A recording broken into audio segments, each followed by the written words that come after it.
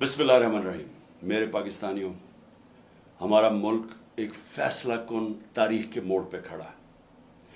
एक माफिया ने हमारे मुल्क के ऊपर कब्जा किया हुआ है, क्योंकि तारीखी महंगाई और अब बेरोजगारी हो रही है पाकिस्तान में।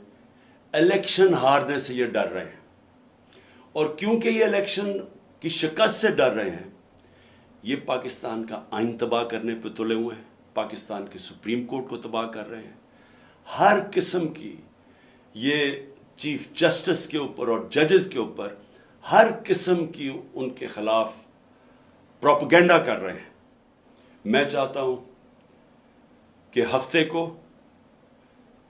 मगरिब से 1 घंटा पहले आप अपने घरों से बाहर निकलें, अपने महलों में जाएं, या गांव में हैं तो अपने गांव में निकलें, अपने आइन को बचाने के लिए, अपने बच्चों के मुस्तकबिल को बचाने के लिए, अपने सुप्रीम कोर्ट को बचाने के लिए, अपने चीफ जस्टिस के साथ इज़हार यकजहती दिखाएं। शुक्रिया।